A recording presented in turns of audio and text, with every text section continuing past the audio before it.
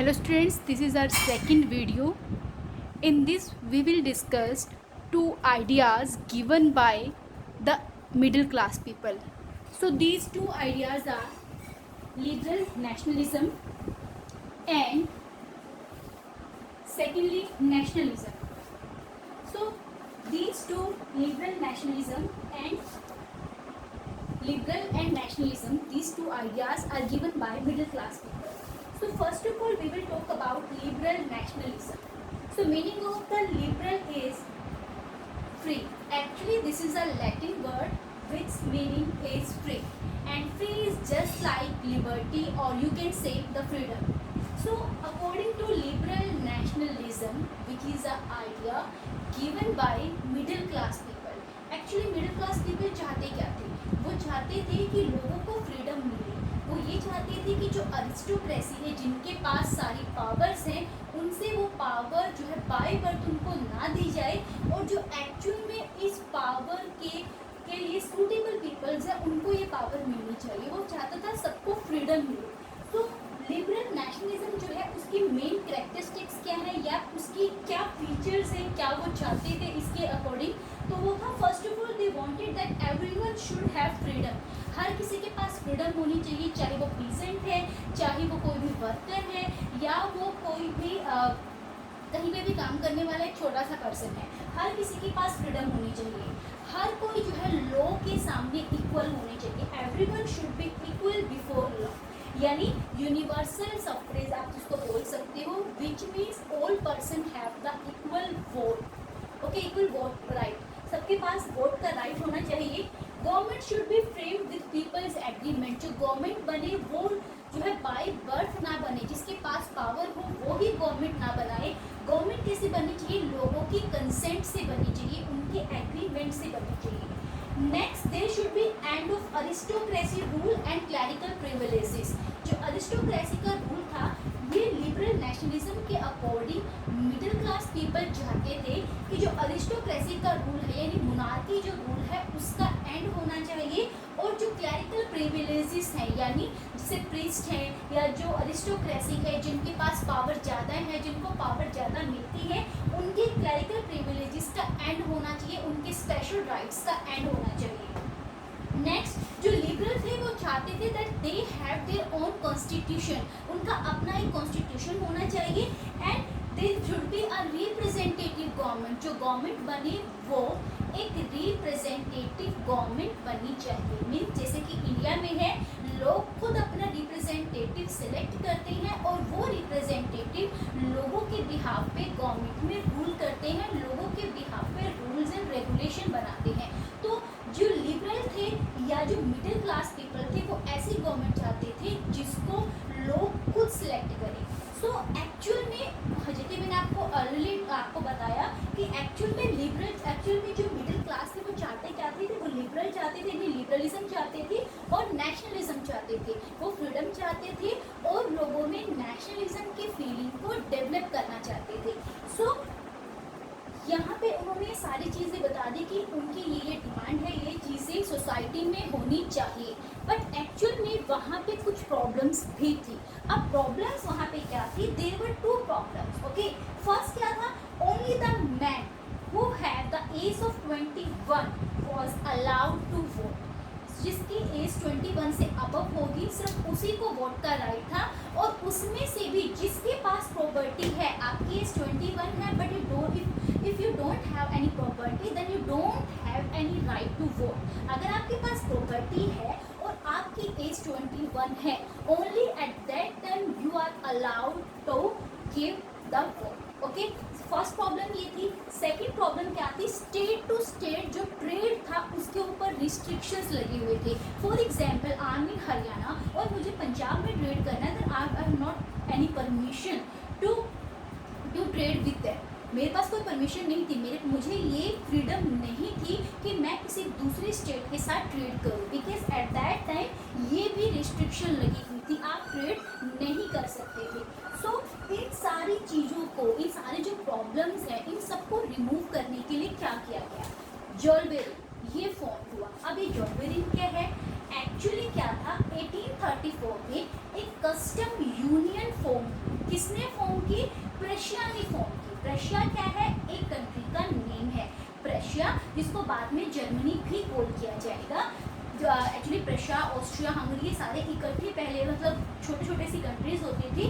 बाद में ये इनका जब यूनिफिकेशन हुआ तो ये अलग अलग कंट्री के नेम से फेमस हुई, जिनको आज भी हम उन्हीं नेम से जानते हैं। ठीक है, वो हमारा लास्ट में टॉपिक आएगा। We will discuss at that time about those topics.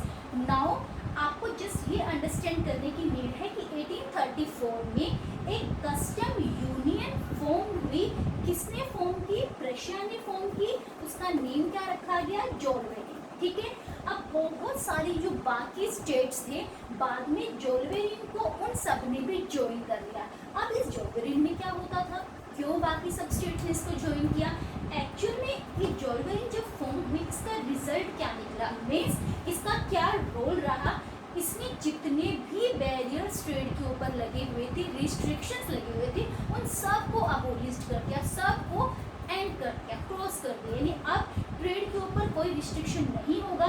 Each state, each country, each region have the right to do trade with other regions. सबके पास राइट होगा ट्रेड करने का, कोई ट्रेड बैरियर अब नहीं होगा।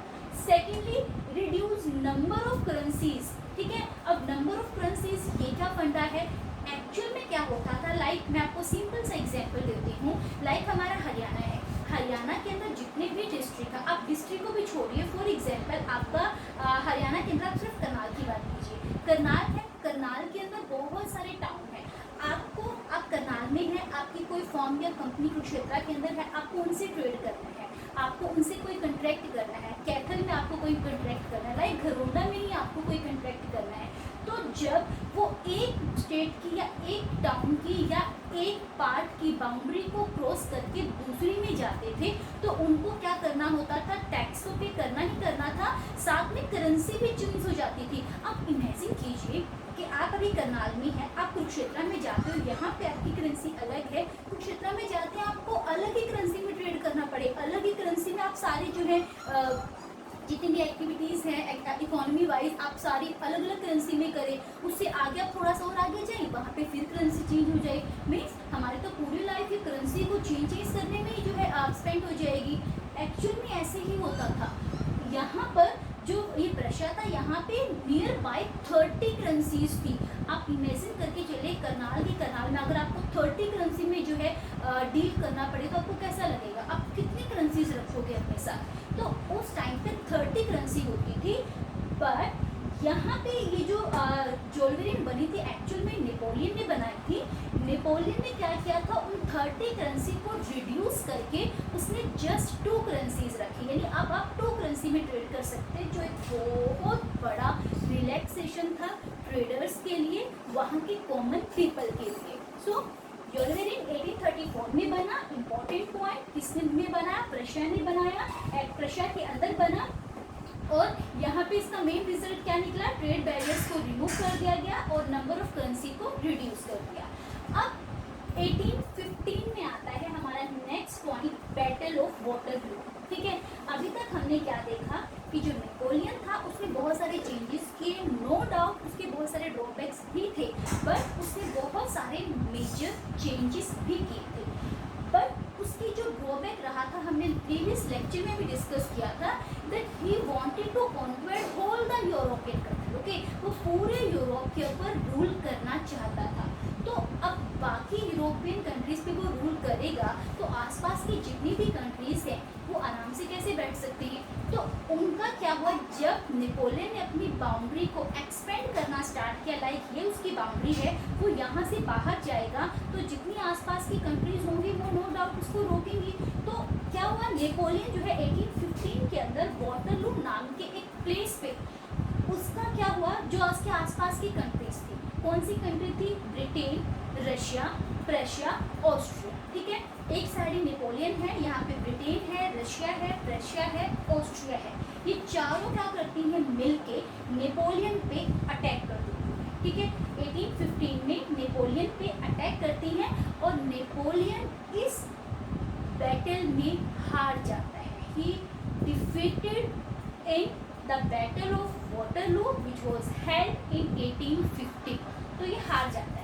अब जब ये हारता है तो हारने के बाद, अब ये तो हार गया, ठीक है, नेपोलियन का यहाँ पे एंड हो जाता है 1815 में, बट नेपोलियन के एंड होने के बाद यहाँ पे क्या हुआ, फ्रांस के अंदर फिर क्या हुआ, तो वहाँ पे क्या हुआ, कंजर्वेटिज्म आया।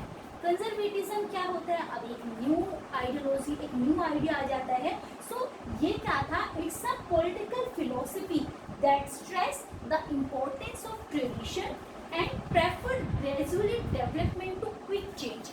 एक्चुअल में ये जो कंजर्वेटिज्म था वो क्या चाहती थी, एक ऐसी फिलोसफी थी जो चाहते थे कि जितनी भी ओल्ड ट्रेडिशंस हैं, जितने भी इंस्टीट्यूशंस हैं, जो कस्टम्स हैं, वो उनको एज इट इज़ ही चलने दिया जाना चाहिए, कोई चेंजमेंट ना हो। जैसे पहले चलता था नेपोलियन से पहले, उसको एज इट इज़ वैसे ही चला के रखे।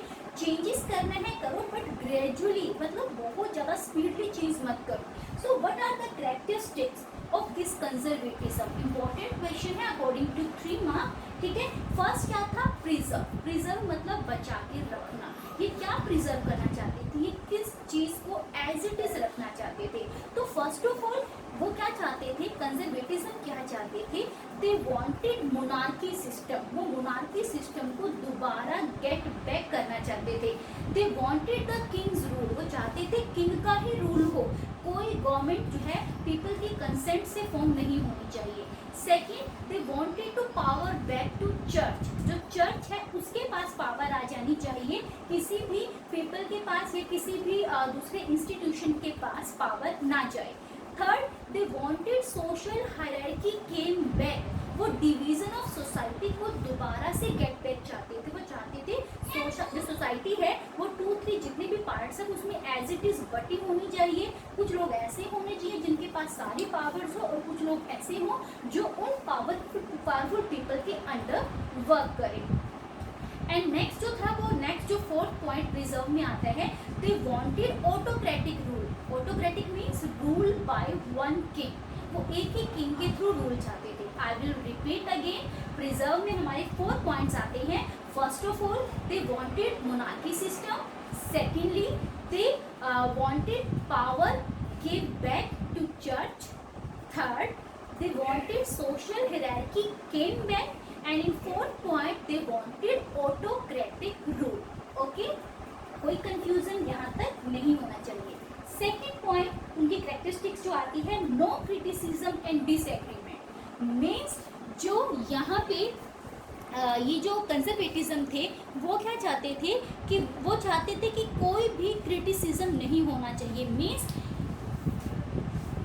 everyone have to follow or do whatever they want। जो ये कंजर्वेटिज्म चाहेंगे लोगों को वही करना पड़ेगा, इनके अगेंस्ट कोई नहीं जा सकता है।